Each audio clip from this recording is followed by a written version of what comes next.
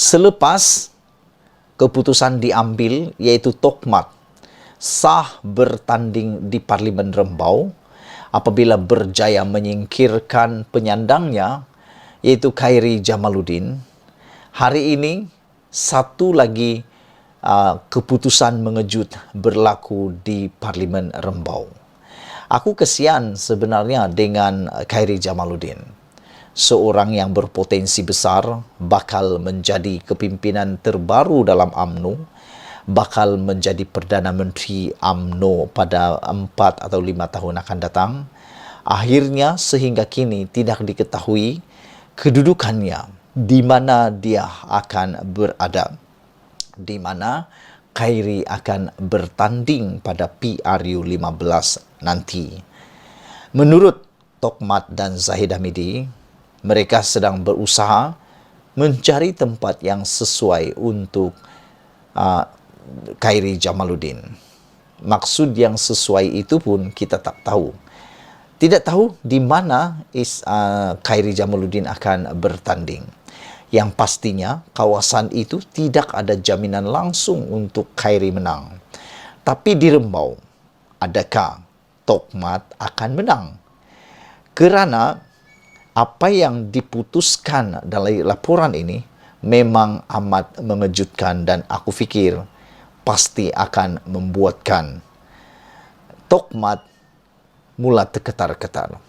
Apabila GTA mencadangkan Hamid Bador, bekas Ketua Polis Negara yang paling kontroversi, melawan Mat Hassan di Rembau.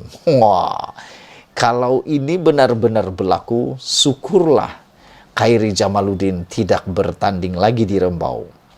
Kerana ini akan menjadi pentas yang paling panas. Sebab kenapa? Hamid Bador adalah bekas Ketua Polis Negara yang antara yang paling disukai oleh rakyat Malaysia.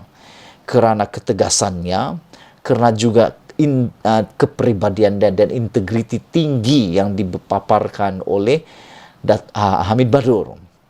Oleh sebab itulah aku fikir ini satu ancaman besar, satu ancaman paling terbesar dalam karier Tokmat sebagai timbalan Presiden UMNO apabila akan berdepan dengan Hamid Bador. Dan aku fikir besar kemungkinan Tokmat akan kalah di Rembau. Gerakan Tanah Air GTA bahagian Negeri Sembilan mencadangkan bekas Ketua Polis Negara Abdul Hamid Bador untuk bertanding di kerusi Parlimen Rembau berdepan timbalan Presiden UMNO Muhammad Hassan. Timbalan Pengerusi GTA Negeri Muhammad Jani Ismail dipetik Berita Harian sebagai berkata bahawa mereka telah menyerahkan nama Abdul Hamid Bador kepada pucuk pimpinan gabungan. Selain Abdul Hamid, bahagian negeri turut mengemukakan nama pengarah filem Ahmad Idham Ahmad Nazri sebagai calon berpotensi untuk kerusi Parlimen Port Dickson yang kini disandang oleh Ketua Pembangkang Anwar Ibrahim. Kedua-dua nama individu berkenaan termasuk ke dalam senarai yang saya bawa ke pucuk pimpinan sebagai calon GTA Negeri Sembilan menerusi Parti Pejuang Tanah Air Pejuang. Keputusan sama ada Abdul Hamid terpilih calon bertanding di Parlimen Rembau dan Ahmad Hidam sebagai kerusi Parlimen Port Dickson akan ditentukan pucuk pimpinan tertinggi parti, katanya. Abdul Hamid Bador dilantik sebagai KPN pada 2019 semasa pentadbiran Pakatan Harapan PH diterajui Dr. Mahathir Mohamad yang kini pengerusi Pejuang. Malaysia kini telah menghantar permintaan untuk ulasan kepada Ahmad Bador mengenai perkara itu.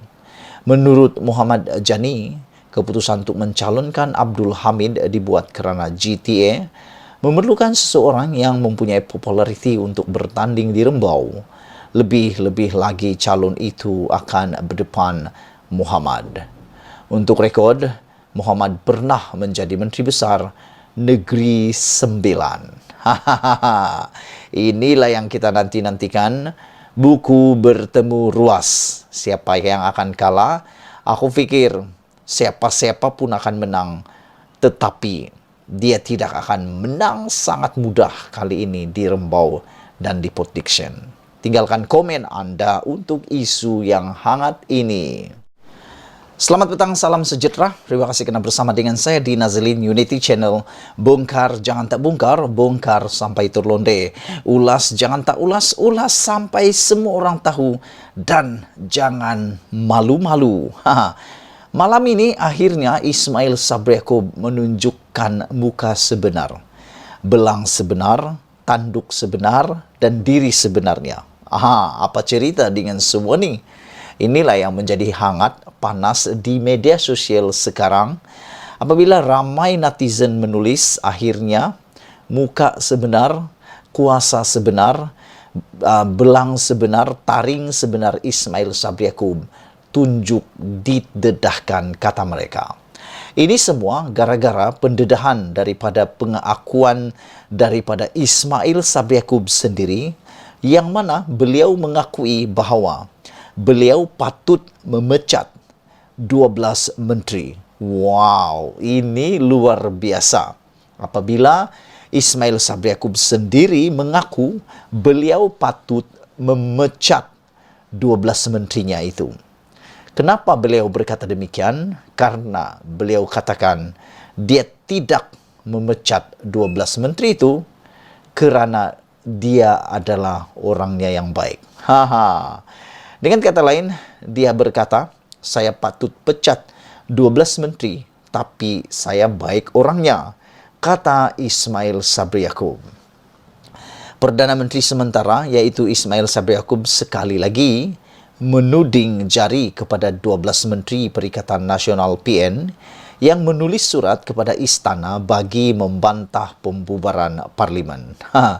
Saya sebagai abang tua, kalau kamu semua tak setuju, saya bubarkan kabinet ini, pecat saja semua orang. Saya boleh buat, silap. Patut saya pecat semua sekali. Tapi saya tidaklah seperti itu, katanya. Saya orangnya baik, lemah lembut, bukan lembut, katanya dalam acara bersama Presiden UMNO, Zahid Hamidi di Bagan Datuk, Perak. Wow, jadi sekarang ini rupa-rupanya punca parlimen bubar kerana apa yang dikatakan di sini, kerana surat yang diutus itulah. Lebih kurang macam tu.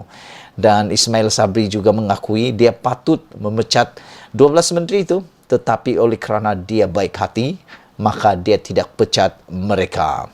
Saudara-saudara yang saya hormati sekalian, Ismail Sabri Yaakob minggu lepas berkata, tindakan 12 menteri mengutuskan warkah kepada Yang di-Pertuan Agong, membelakangkan institusi Perdana Menteri dan mengikis semangat setia kawan dalam pentadbiran kerajaan.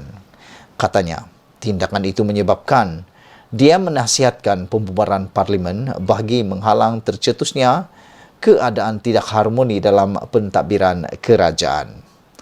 Itulah dia, saudara, satu keputusan, satu pengakuan daripada Ismail Sabri Yaakob yang amat menarik perhatian kita semua. Di hadapan Zahid Hamidi, beliau mengaku bahawa beliau patut pecat 12 menteri, tapi mengatakan dia baik orangnya. Ismail Sabri kata, saya sebagai abang tua, kalau kamu semua tak setuju, saya bubarkan kabinet ini, pecat saja semua orang. Saya boleh buat, silap. Patut saya pecat semua sekali. Tapi saya tidaklah seperti itu, kata Ismail Sabri. Saya orangnya baik, lemah lembut, bukan lembut, katanya lagi. Wow, begitu sinis sindiran daripada Ismail Sabri Yaakob ini. Bertemu lagi dalam isu yang kedua ini seterusnya.